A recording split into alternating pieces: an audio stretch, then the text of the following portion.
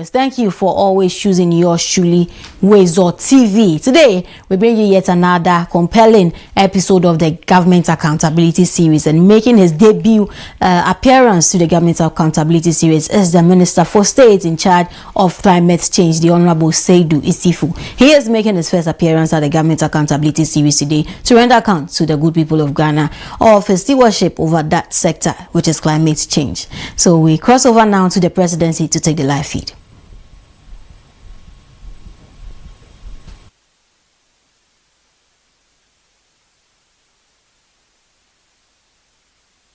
To contribute their quota towards preserving our climate and ensuring that humanity is sustained. President Mama is one of those who believes that that sector requires significant attention, and for that reason he appointed a Minister of State in charge of climate change and sustainability, who has the duty to advise the President on modalities and policies that need to be implemented to make sure that Ghana's contribution to the effort to save our climate is meaningful. Since we advertised his appearance on this program, there have been many questions raised. Many have expressed surprise that there's a ministry for climate change. Let me clarify that he does not head a ministry. He heads a modest office at the office of the President, and he does a lot of work, which most of which is very technical, in order that the right inputs are made in government policy formulation in that regard. So he does not head an office. Indeed, the minister was relating to me an interesting episode sometime last week or the week before, where someone called his wife furiously and demanded that her husband turns on the solar panels immediately because lights have gone off.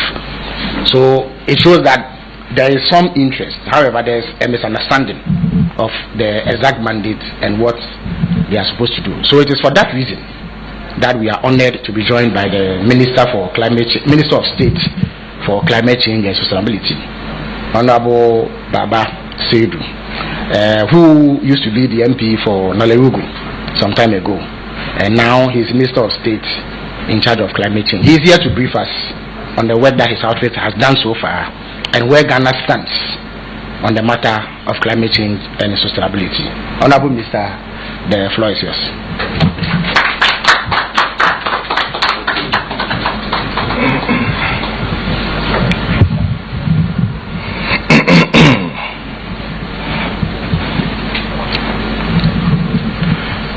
Good morning, distinguished ladies and gentlemen. Today, when I was just walking in, I met a lady at the reception who said because the climate change minister has been summoned by Honorable Felix, the weather has suddenly changed. So today we are going to experience a very beautiful weather because I'm on the floor. Thank you, Honorable Minister of State in charge of government communications,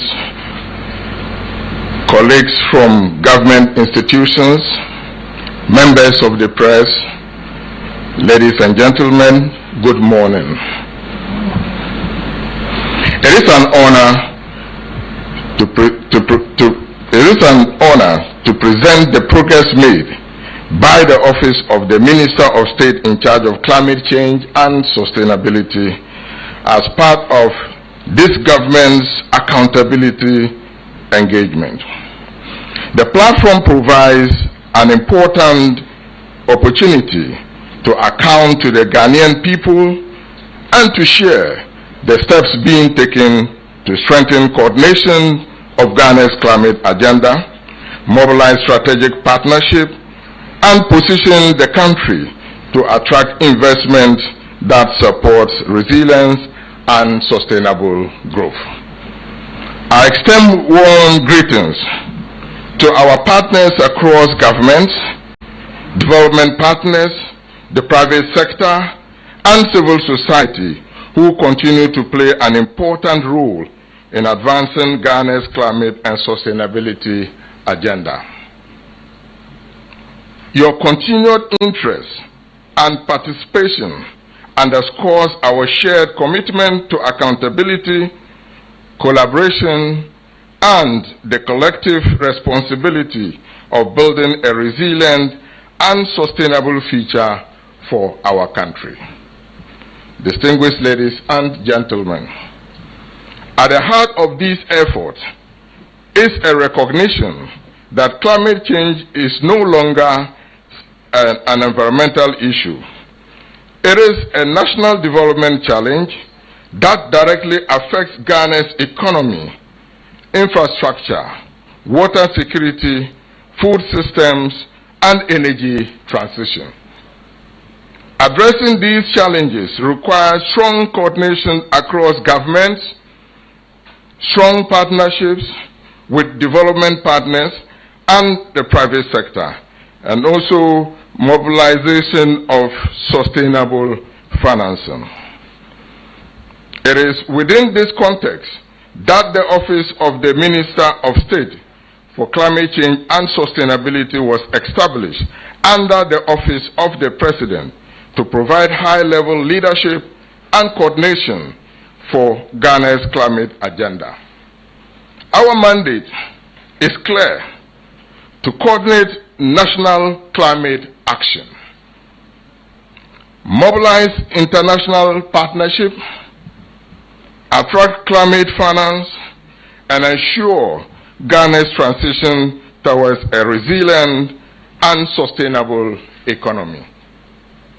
Our mandate is distinct from the Ministry of Environment, Science and Technology and its agencies. The ministry retains statutory responsibility for environmental regulation and sector-specific policy implementation. The office, my office, operates from the presidency with a whole of government coordination function. It underscores its scope, covers cross-sectoral linkages between climate change and energy, finance, agriculture, health, infrastructure, transport, and industry. Core functions include interministerial coordination, facilitation of strategic partnership, climate finance mobilization, and policy coherence between national climate commitments and Ghana's economic transformation framework. We are established to align national efforts, unlock strategic partnership, mobilize climate finance at scale, and ensure that Ghana's climate agenda drives our economic transformation.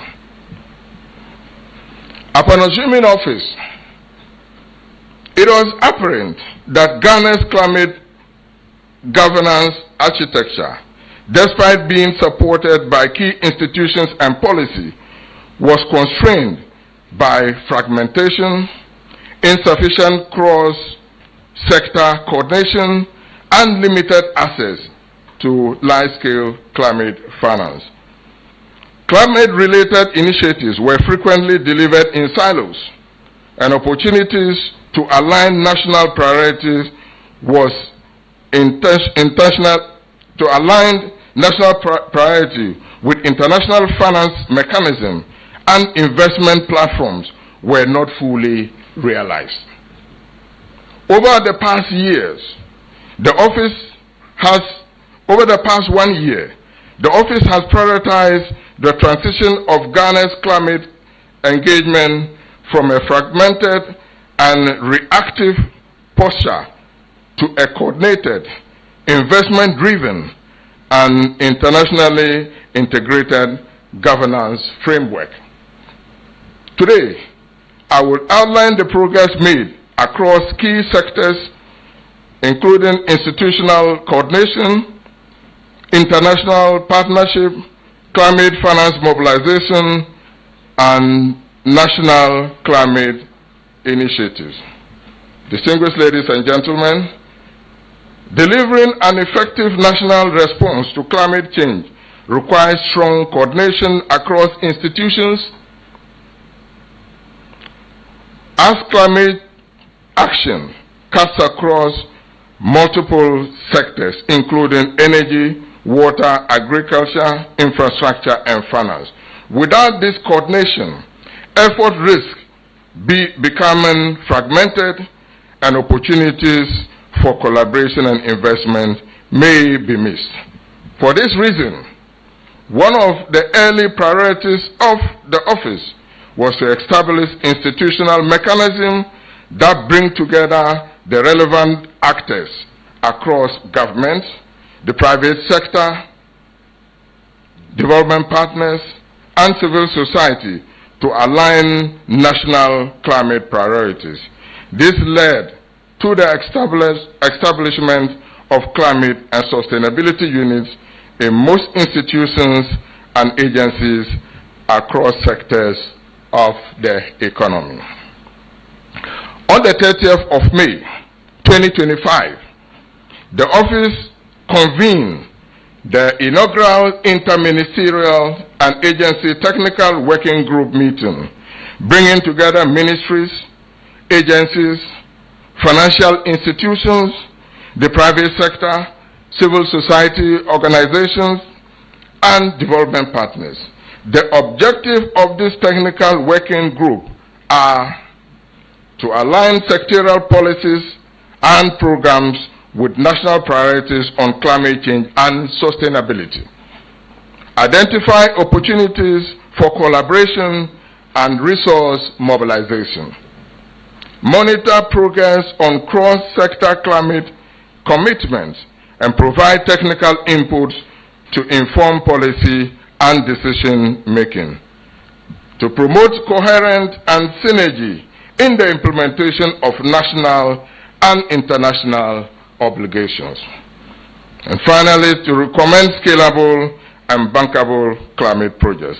The technical working group now meets regularly and plays an important role in strengthening coordination across institutions involved in climate action. Advancing Ghana's climate and sustainability agenda requires strong partnership across governments, international institutions, the private sector, and development partners. The office has therefore prioritized building strategic partnership and institutional collaboration that strengthens Ghana's ability to mobilize climate finance and also deploy climate solutions and support sustainable economic transformation.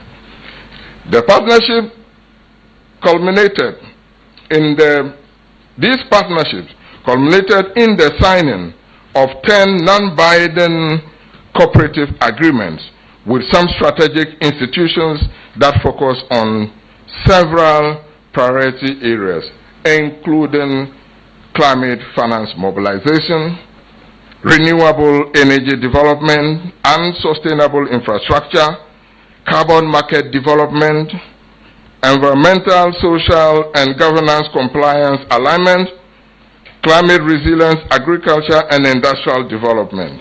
Through these partnerships, the office is helping to position Ghana as a credible destination for climate investment while strengthening the institutional framework required to support the development and implementation of climate programs.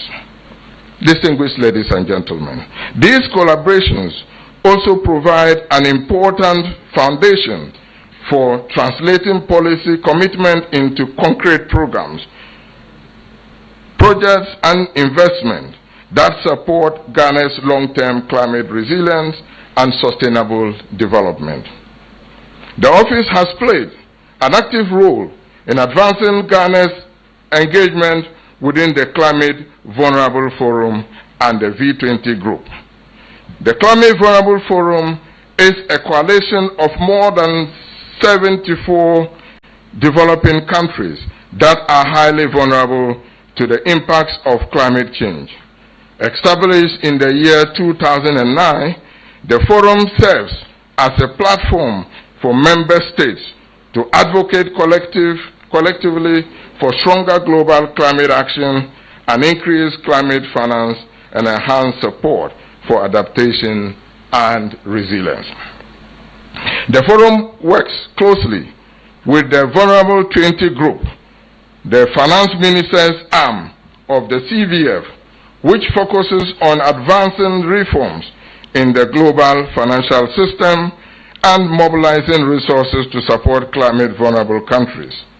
Together, the CVF and the V20 provide an important platform for countries such as Ghana to shape international climate policy discussions and strengthen access to climate finance. Distinguished ladies and gentlemen, I was honored to be appointed as a board member of the CVF V20, a role that further reinforces Ghana's contribution to global climate discussions on climate finance reforms and the needs of climate-vulnerable countries. The office has also strengthened engagement with a range of international partners and diplomatic missions to support Ghana's climate and sustainability agenda. These engagements include collaborations with institutions and partners such as the United Nations Development Programme, Water Aid, Sustainable Energy for All, Fossil Fuel Treaty, the United Nations Industrial Development Organization, among others. The office has also engaged closely with several diplomatic missions in Ghana to strengthen cooperation on climate and sustainability priorities. These engagements include the United States Embassy, the Embassy of Denmark, Embassy of Germany, the Embassy of the Republic of China, the Korean Embassy, Embassy of Austria, Embassy of United Kingdom, Embassy of the Kingdom of Saudi Arabia, the European Union, the Canadian High Commission, Australian High Commission, the Italian Embassy, among others. Ghana's voice has also been actively represented at major international climate platforms and global policy discussions. These engagements provide important opportunities to advance Ghana's national priorities, strengthen international partnership, and contribute to shaping global climate policy. As part of this effort, the office supported Ghana's participation in several key international engagements, including COP30 in Berlin, the UNFCCC SB 62 in Bonn, the African Climate Summit in Addis, the 80th sessions of United Nations General Assembly, the IMF World Bank V20 annual meetings, UNESCO Climate Adaptation and Industrial Resilience Forum. These engagements have significantly elevated Ghana's visibility within global climate governance discussions and strengthened confidence among development partners and international financing institutions. Across these forums, the office consistently advocated for predictable and grant-based climate finance, reform of the global climate finance architecture, and stronger prioritization of adaptation and resilience, and just and equitable energy transition pathways. Ladies and gentlemen, the office has also supported several national initiatives and policy dialogues aimed at strengthening climate resilience, advancing sustainable development, and facilitating national discussions on emerging global climate priorities. As part of this effort, the office co-convened a high-level dialogue in collaboration with Fossil Fuel Treaty Initiative to facilitate discussions on global efforts to accelerate the transition away from fossil fuel and the implementation for development economies. The engagement brought together policymakers, researchers, civil society organizations, and international partners to examine pathways for managing the global energy transition while safeguarding development priorities. The dialogue also provided an opportunity for stakeholders to exchange perspectives on climate finance needs, energy transition strategies, and the importance of ensuring that developing countries are supported in pursuing sustainable and equitable energy systems. The office co-organized the WASH and climate stakeholder consultation with WaterAid Ghana, bringing together governments, institutions, development partners, civil society, and the private sector to discuss the intersection between water security and climate resilience. The consultation provided a platform to present climate vulnerability assessment and adaptation priorities, mobilize partnership and investment in climate resilient wash systems, strengthen national planning for water security in the context of climate change. Ahead of COP30 in Berlin, where the Global Just Water Partnership Initiative was formally launched, the office also convened a national Just Water Partnership engagement with WaterAid Ghana. The engagement brought together government institutions, private sector, civil society to provide national input and align Ghana's priorities with the emerging global initiative.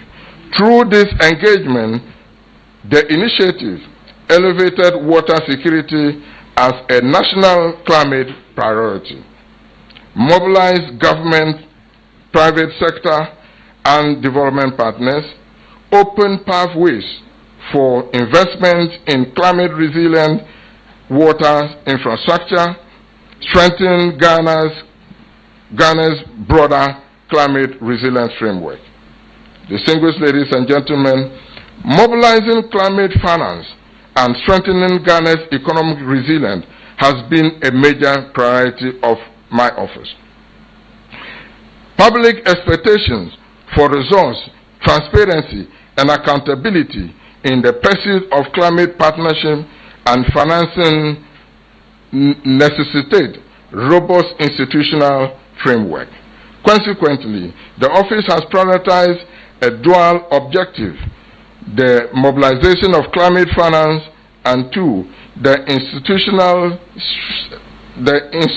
institutional strengthening required to ensure fiduciary credibility, interagency coordination, and the efficient and results-based deployment of climate resources.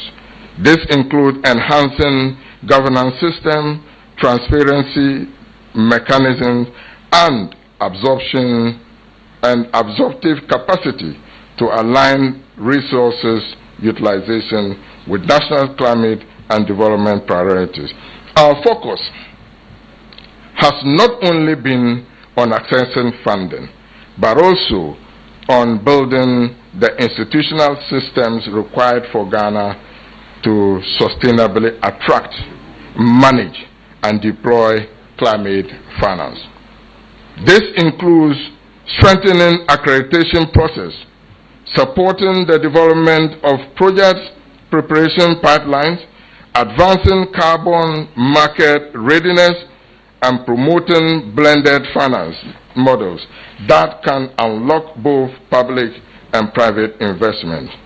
Distinguished ladies and gentlemen, as part of these efforts, the office facilitated structured engagement between the Climate Vulnerable Forum and key national institutions to identify priority climate investment opportunities and strengthen Ghana's pipelines of bankable climate projects. These engagements brought together institutions including the Ghana Infrastructure Investment Fund, Consolidated Bank Ghana, the Ghana Meteorological Agency, the Ghana Investment Promotion Center, the National Investment Bank, among others. These institutions presented priority climate initiatives across strategic sectors such as renewable energy, climate resilient infrastructure, sustainable agriculture, and early warning system. The proposed initiatives were presented to the Climate Vulnerable Forum Secretariat, which will share Ghana's national project pipeline with its network of international financing partners, development finance institutions, and global investment platforms for consideration and potential financing. Through this process, the office is helping to position Ghana's national priorities more strategically within the global climate finance channels, while strengthening the country's ability to mobilize long-term climate investment. In alignment with national development priorities, the office has also supported efforts to advance Ghana's energy transition while ensuring that climate action contributes to economic growth and industrial development.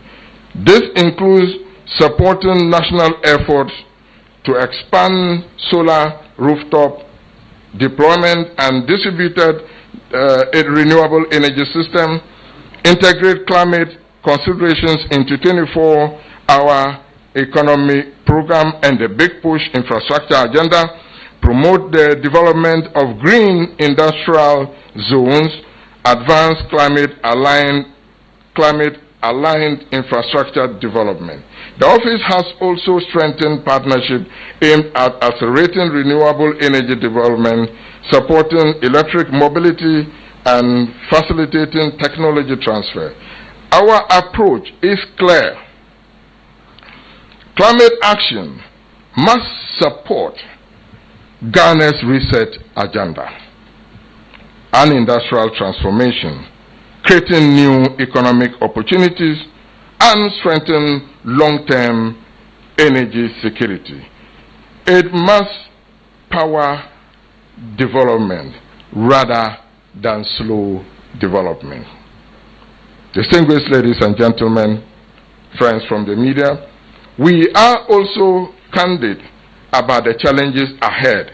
First, there is still a limited technical capacity in carbon market, particularly in areas such as project development, measurement, reporting, and verification system and regulatory framework. These constraints Ghana's ability to fully participate in and benefit from emerging carbon market opportunities. Secondly, we continue to face slow and complex accreditation process for assessing major climate finance mechanisms such as the Green Climate Fund and Adaptation Fund.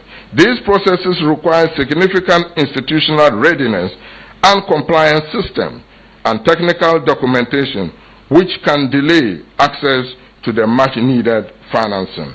Third, there is a growing donor fatigue with declining levels of grant-based climate finance and increasing competition among countries for limited concessional resources. This places additional pressure on countries like Ghana to position themselves more strategically and competitively. Finally, there remains a heavy reliance on loan-based climate finance, which raises concerns around debt sustainability and fiscal pressures. For climate-vulnerable countries, there is a strong need to shift towards more grant-based and concessional financing instruments. These realities underscores the urgency of reform and innovation.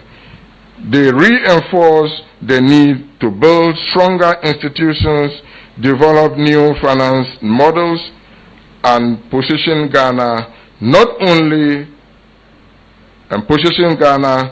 to not only access climate finance, but to deploy it effectively in support of national development. Ladies and gentlemen, over the past year, the office has focused on building the architecture, governance system, partnerships, investment pipelines to advance Ghana's climate agenda and strengthen our global credibility. The year ahead promises to deliver on the foundations laid already. Looking ahead, our priorities include working to increase the volume of funded programs and projects, advancing the accreditation of national entities to access climate funds, supporting the scale-up of renewable energy and climate-resilient infrastructure, and intensifying the development pipelines of bankable climate projects, deepening Ghana's carbon market participation, and finally strengthening monitoring, reporting, and transparency systems to support effective climate action. Our long-term objective is to position Ghana as a regional leader in climate resilience, sustainable industrialization, and climate-smart investment. Ladies and gentlemen, climate action is not a charity. It is a strategy. It is an investment in Ghana's future stability, resilience, and prosperity. The office remains committed to ensuring that Ghana is not simply a recipient of climate support, but a proactive partner shaping solutions and advancing sustainable development. Distinguished ladies and gentlemen, I thank you for this opportunity. Right, thank you very much, Honorable Minister of State. So you have heard the Minister. At this stage, we would open the floor for questions from members of the media present in relation to the Minister's mandate and work and the things that he has highlighted in his presentation. So if you have a question, please walk up to the microphone as we do it all the time. Identify yourself and then ask your question. All right, so yes. Hello. Okay. My name is Shadrach Odamejare, Metro TV. My first question has to do with climate financing, and for us in a space where we are having contributory factors like people cutting down trees for Galamsey or clearing cocoa farms for Galamsey and also attacking water bodies. How much work are we doing such that financing or funding like the Green Climate Funding will consider us? We also have issues like poor data or under-reporting, where even we as environmental journalists do not get the details of what previous funding have been used for and what the progress is like. So with that, what is the ministry also doing such that going forward we can also tell the good stories from their end and for the international community to also see us as candidates for such funding? And lastly, he spoke about fossil fuels. I want to find out, how are they balancing access to energy, especially in underserved communities, while we try to reduce emissions? Thank you. Thank you very much.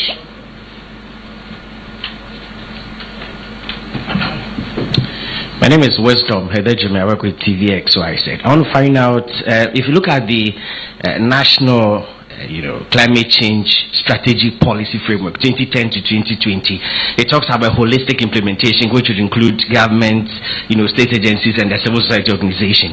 I want to find out from the minister if he would, describe the implementation as a failure, because if you read the document and what we have achieved so far, I want to find out if he would describe it as a failure. And then number two, I want to ask the minister what he wants to be remembered for after he's left office. Thank you. Thank you very much. I certainly remember you for this question. My name is Kester Crunchy. I write for the Daily Graphic. So I wanted to find out what we've done so far with the RED project, reducing emission and deforestation in the cocoa sector. We're supposed to make $50 million from it. The first tranche that came, we used it to build boreholes in the supposed farming communities. And it didn't directly go into what was supposed to be done. That is creating different source of income for these farmers so that they don't over-rely on the cocoa farms and expand the farms. Because before Galamsey, falling of forest trees for farming, cocoa farming, was one of the biggest deforestation activity. But now we have Galamsey. My point is, when this trench of money comes, how do you now with your office coordinate with the Forestry Commission to ensure that these monies go to the people whose lives are supposed to be affected by the monies? Right now, how much is supposed to be taken from the fund? How much is left? How much have we drawn? If you can give us an update on how much we have drawn so far from the $50 million and how much is left, and what we intend to do with the rest of the money that is left. It's a World Bank money, so you only give it to us when we have shown what we will use it for. The last time they came to do the assessment, we couldn't get all the money that was supposed to be given to us. That was 17 million because we couldn't meet the thresholds. So I don't know if you are dealing with the Forestry Commission. The RED project is one big project that we can use to deliver our climate. Another one is, and keep this one short. This one is very short. If we are talking about climate change, we all know that Africa, Ghana and Africa, we are not big contributors to carbon emissions. It is the Western countries. And over again, they force us to, take activities that would sort of bring down these carbon emissions and whatever. But they increasingly engage in activities that actually creates more carbon emissions in the system. For instance, Germany now is going back to coal. We've seen America going back to coal. Donald Trump has actually withdrawn from the Paris climate thing. So what is it? Is it that we're just talking about climate change, or because we see the effects here in Ghana, so we want to help the world to tackle it? Or is it because there are some funds there, like this World Bank Fund, and therefore we need to be seen to be doing something so that we can get access to the money?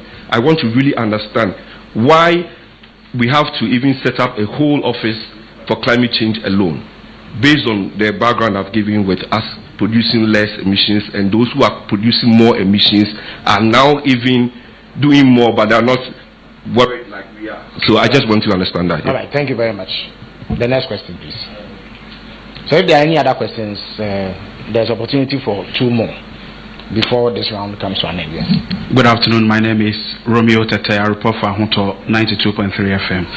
Honorable, please, I want to know, critics normally say policies about climate change is always on paper. Please, what would be different with your approach? Thank you. Thank you. All right, are there any more questions? Okay. You want to ask a question? All right, so please come. Yeah.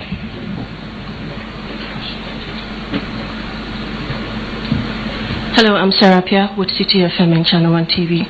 Honorable Minister, my question is, how far advanced are plans for the National Climate Change and Sustainability Hub? And what concrete steps have been taken so far? Thank you. Thank you very much. So the Honorable Minister will answer these questions, after which we will come back for another round if any more exist. Honorable Minister, the floor is yours. Thank you very much. I'm not sure if I got all the questions written, so if I escape, then I'm sure you will allow them to come back so that I can attend to all the questions. Thank you very much. First and foremost, let me start from the bottom up.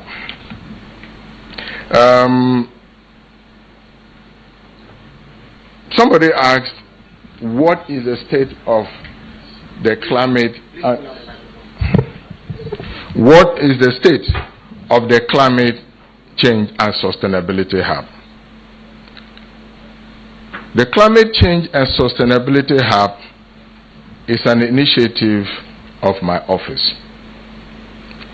The very reason why we came out with this initiative is to give some coordinated, approach to climate action. We came up with this initiative to ensure that we have a central point where climate action revolves. What do I mean by that? A central point of excellence for climate action. Today, or before I came in, if there's a researcher or somebody who comes into the country and wants to have information about climate change or any project in climate change, to a large extent you find out that most of these initiatives and projects are multi-sectoral. So we're saying that if we are able to establish this hub, a center of excellence for climate action, we have the research unit there, we have the capacity building unit there, we have the climate think tank. They will mobilize and monitor inflows and assist in building capacity across the length and breadth of our economy. This was the vision, or this is the vision. Now we all know that this comes with money. So we are collaborating with so many institutions to see how we can secure funding to drive this novelty. So at the moment, so many applications and proposals have been churned out. As of now, we have made progress with UNIDO in collaboration with the Italian embassy, and we are hopeful that we will secure funding to be able to do this. Now, that hub doesn't stand alone. We said, in addition to the hub, we're going to have climate and sustainability units across the length and breadth of the whole country, trying to institute that in all district assemblies, so that we'll begin to have a bottom-up approach to climate action. We all know that climate change is a behavioral phenomenon. Okay, so if you have it at the local level, you have, climate and sustainability unit, all these assemblies, they will drive advocacy for us. They will drive monitoring and evaluation for us. They will do community engagement, and the hub is supposed to build capacity for them. So that's the kind of linkage that we are looking at. But we all know that this requires money, and we think that we should take advantage of the climate financing regime to be able to raise money to do that. And we all understand that climate funds has a period. Okay, if you go to GCF, for instance, you apply, it has to go through a process. It takes about 1 or 2 years for you to be able to secure funding. So all these things are, in perspective, but it is a legacy that we are looking at.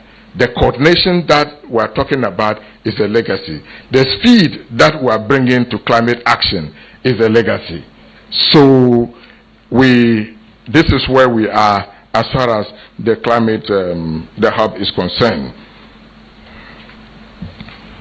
Okay. So now the emission. We agree that Ghana is low on emission, and that is the unfair economic order that we have. Somebody tries to develop his country, and we, those who are developing, have to suffer the price for that. So we are on low emission, and that is why we have the international protocols that govern the conduct of the global south and global north. Okay? Our nationally determined contribution is mindful of that, what we need to do to reduce global warming.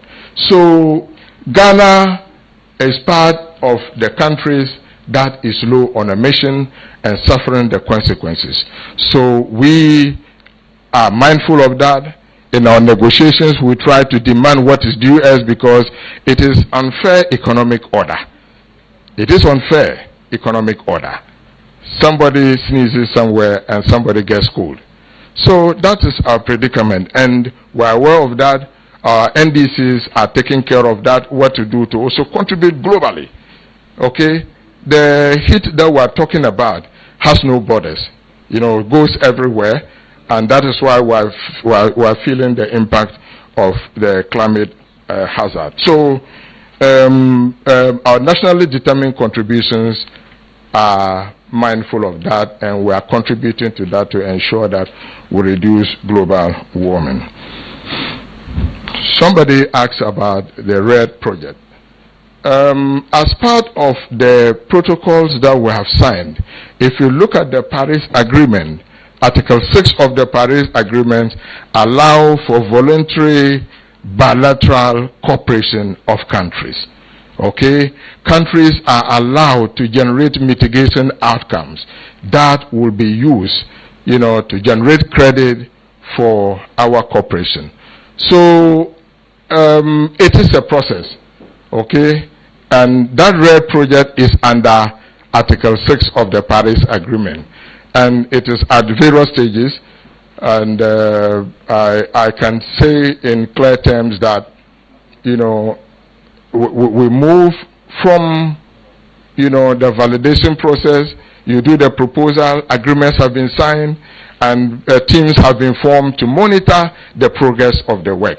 So at the moment, we have a team of experts who are monitoring the project of the progress of work. But the agreements have been signed and the proposals have been churned out, and that is where we are on the RED project.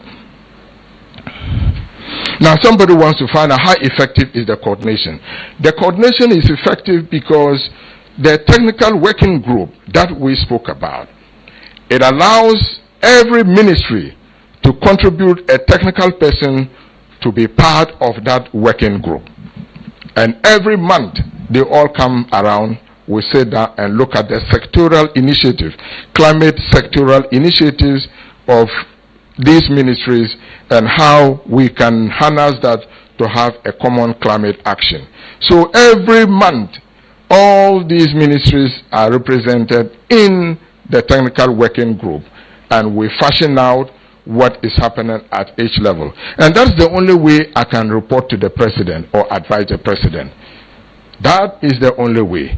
So within a snapshot, at each point in time, you have these people coming to talk about their sectors and what they are doing, what challenges are there, what do they require from His Excellency, the President, what do I take on board? That is how effective this coordination is. And the international community recognizes that. Just last week, the EU, I had a meeting with the EU. EU has a climate division, and they meet once every month. And I'm happy to announce that I'm part of that meeting. And occasionally we meet with them to find out what opportunities are there. We cannot do it alone. Ghana requires about $22.6 billion, to take care of our climate needs. $22.6 billion. We cannot raise it by ourselves. We need strategic partners to be able to do that. And the EU, I work closely with them. These are things that we share with them. And that is how we can contribute to the basket to assist government to raise climate funding to prosecute these development agendas. Okay. So fossil fuel, somebody also talked about fossil fuel. Yeah, fossil fuel, I went for a conference and somebody asked me, so Ghana, if they ask us not to use fossil fuel, not to use petrol and diesel, where do we go? So I told the person that Ghana is part of the global world. And if we have to transition, we are talking about a just transition. We are talking about those who committed the offense also bringing us up to a level, then we can proceed from there. So we will have to transition, but we have to do it gently from one stage to another, because we are part of the global world and we cannot be in isolation.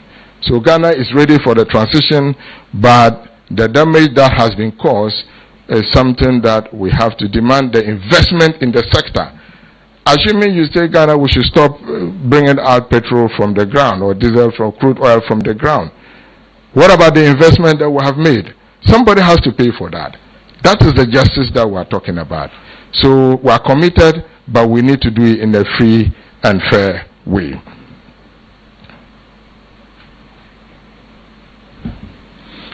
Somebody spoke about shortage of climate fund. It is true. Funding sources are drying up day in, day out. Okay?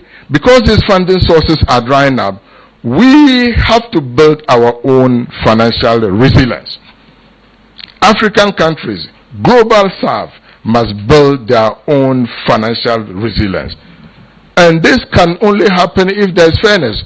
Look at our debt levels. Okay? If you go to the World Bank Country Climate Report, in 2020 alone, Ghana lost $195 million owing to climate hazards. 1 year. And it is projected that if something is not done about that, by the year 2050, and annually we'll be losing close to $550 million every year. So this is the magnitude of the problem. Okay? Now, countries within the global South will have to go borrow money from the capital market to fix this problem. These problems are not caused by us. We are not responsible, but we have to fix it. Okay? So we are saying that let us take care of this debt.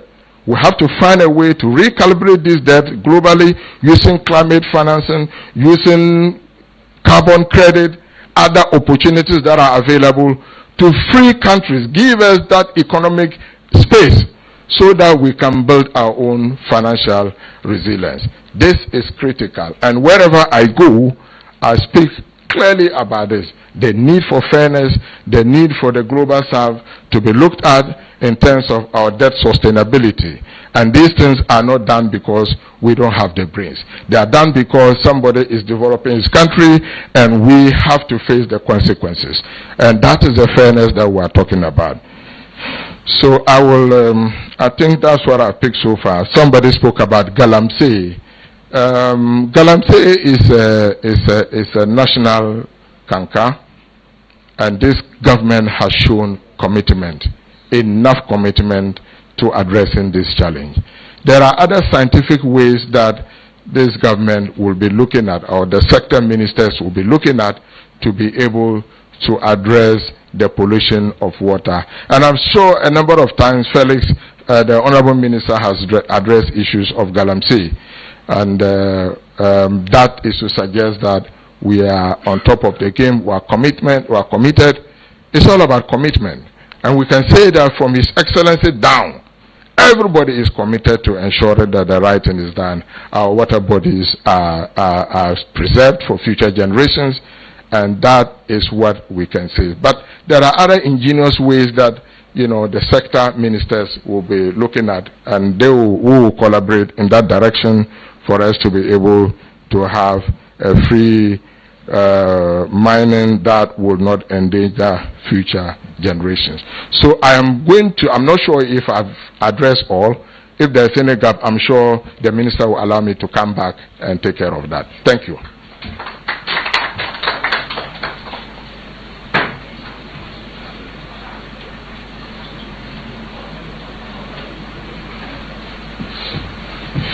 All right, thank you very much. So we'll invite additional questions at this stage.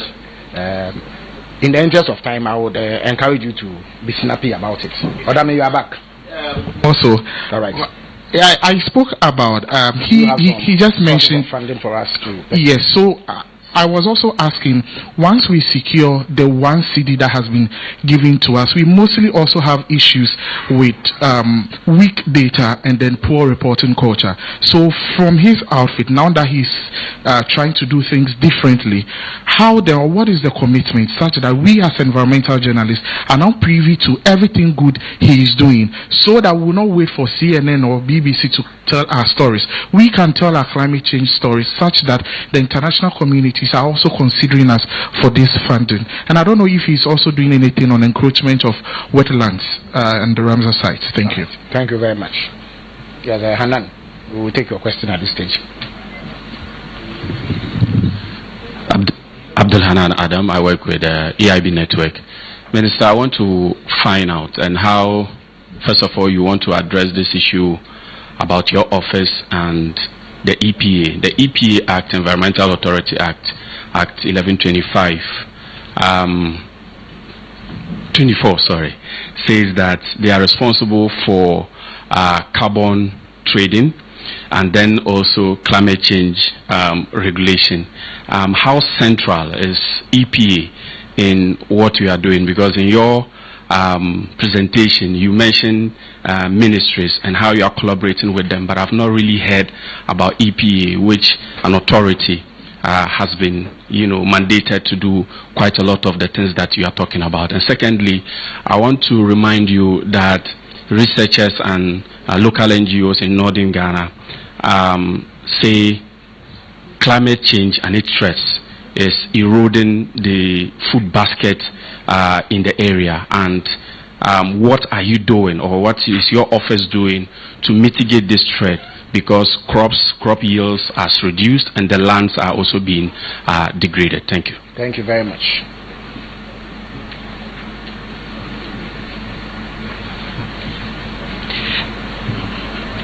Hello, my name is Belinda Anankwansa with WoezorTV. Now, Honorable Minister, there appears to be limited public awareness about the work of your office. What concrete steps are you taking to improve public engagement and ensure Ghanaians understand the impact of your climate policies? Thank you very much. This program is one of the steps being taken in that regard, but I'm sure the Minister will shed further light on what is being done. Okay. Yes. Maxwell Abubajo from Joy News. Okay, so Ghana's peak electricity demand, it's more than 4,000 megawatts, and I was very happy when President Mahama talked about the construction of a power plant that will generate 1,200 megawatts later this year. But some experts are also suggesting that there should be some incentives to incentivize private individuals to go more into renewables. So if these incentives are available, it will take off or ease some pressure from the national grid. I want to find out from the Minister what initiatives or collaboration is his ministry forming with the Energy Ministry, the Energy and Green Transition Ministry, to make us realize this dream. More people going renewable and then easing pressure on the national grid. Thank you. Thank you very much. We'll take, I believe, what will be the last question for today's edition. Yes. Good morning. My name is Julius. This is a reminder. Kester earlier asked a question about how much of $50 million of the RED project we've used and how much is left. Right. I believe it escaped the minister, but he will provide answers to it. So in the absence of any other question, the minister will now take the floor and answer what has been asked so far. Thank you. Okay. So let me just start with the RED project. So far, I missed that question, but so far, $21.8 million has been paid, and we still have a balance of about $28 million outstanding. So that is the state of the RED. And like I told you, the RED is an Article 6 arrangement, between Ghana and our collaborators. Okay. So somebody also asked about EPA. It is true. EPA is very central in our coordination capabilities, our arrangement in the office. EPA also is part of our technical working committee that we have in the office. Okay, so we don't see ourselves to be contradicting what they do. We see ourselves to be supporting the work of EPA. Now, you spoke about the carbon market. The CMO resides with EPA, right? And that is an act of law, so that's 1124, So what we do with them is to work closely with them, find out how we can speed up things, find out how we can smoothen the way. In fact, recently, if you look at this Korean ITMO. Okay, recently His Excellency was in Korea and he assented to it, and I'm sure it has to come back to Cabinet for ratification or Parliament for ratification. This particular project, saw a lot of energy from my office to move with it through the Attorney General's office to the other offices to make sure that, we're able to go through it in a very expedited way. So the collaboration has brought a lot of speed to climate action in Ghana. And so EPA, we collaborate very well with them, and we support them. Anytime there's any issue, we invite them. We sit around together and see how we can put action to that. Somebody spoke about food insecurity. We know that the Agric Ministry is on top of the game, trying to ensure that we irrigate some acreage, to take care of the hazards of climate change. We can only ensure food security if we are able to do all year round farming, and that can only be done if we irrigate, and we irrigate with solar, so that environmentally it will be sustainable and friendly. So the Agric Ministry is on top of this. And I can say with clear terms that this is a project that His Excellency John Dramani Mahama is interested in. Now, somebody also spoke about public awareness. It is true. Yesterday, when they posted this engagement, I monitored. And people say, this office, does it exist? Where does it exist? So it means we have to do some more work. Okay, we have to do some more work. In fact, when I met the minister this morning, I told him that, Minister, we're late. This program should have come on much earlier than today. Okay, so we are listening. The comments mean a lot to us. What we read in social media means a lot to us as a government and as an office. Okay, so awareness is part of it. And we are also trying to have a national climate program. That national climate program is supposed to bring the private sector together, and we fashion out how we could expose some of the opportunities that we have in Ghana to the international community. And beyond that, the units that we are creating, the units that we are initiating to create, if we are able to raise the right funding to implement that, we are now going to have a bottom-up approach where community engagement will be key. People will get to understand that your life will either positively affect future generations.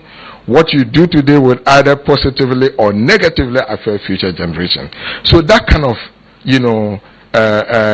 climate platform or climate infrastructure that we are creating is a surest way to ensure that we have publicity, community is aware, traditional authorities will also be aware, and everybody will get to know that climate change is a reality. It has come to stay with us, and we must do something about it. Okay.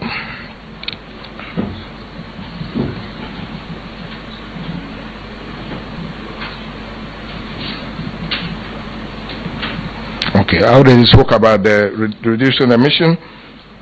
Okay, so forestry. There was something on forestry. Okay, so like I said, fortunately, the CEO of Forestry Commission serves on that committee. Okay, so we are working closely. We are working closely to ensure that whatever support that is coming from the World Bank, from the international community, the purpose for which this funding is disbursed is achieved. Let me say something today. The international community, when they need information, even though my office is not a full ministry, let me put it on record today. People think that the minister, they call it Ministry of Climate Change. It is not Ministry of Climate Change.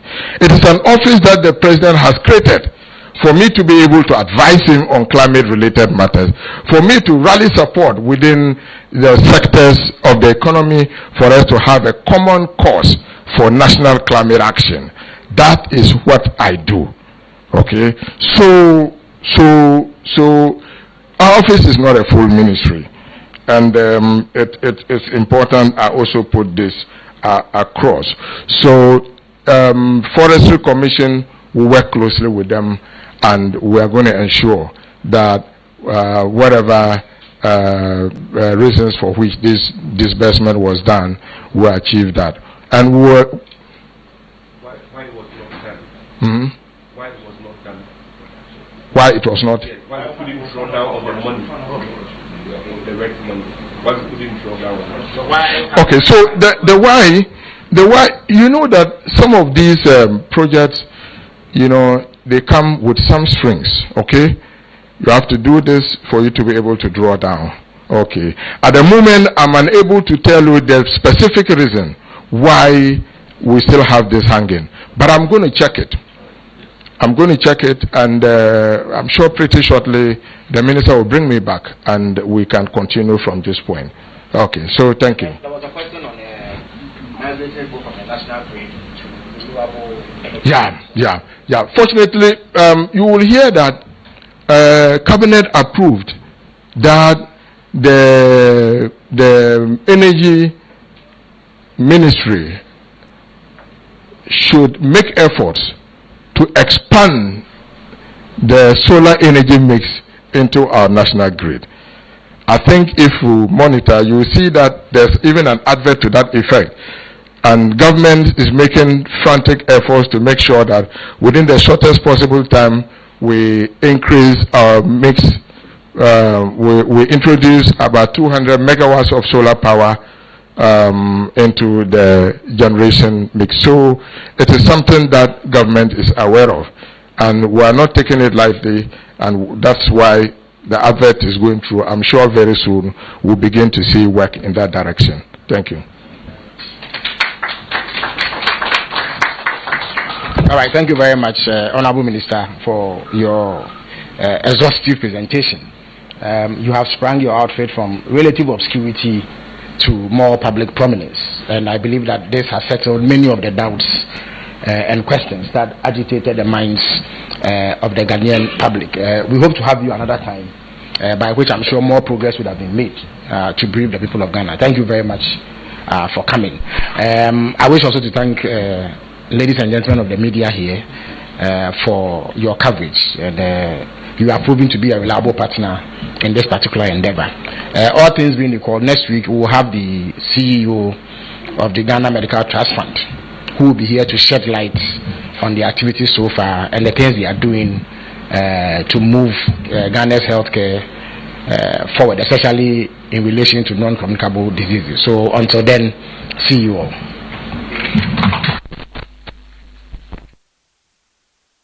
See. And so that was it from the Presidency Government Accountability Series with the Minister in charge of climate change, the Honorable Seidu there. He's made a number of statements. Journalists have asked their questions, and I know you have gotten the answers you need to with regards to climate change in our part of the world and the country. Until we come your way again next week with another episode of the Government Accountability Series, as announced by the Minister for Government Communications, we'll be having Madam Bobia Dakupoko from the Ghana Medical Trust Fund. Keep your dials on WoezorTV. We have more for you. Thank you. I am Karen now, Yokote.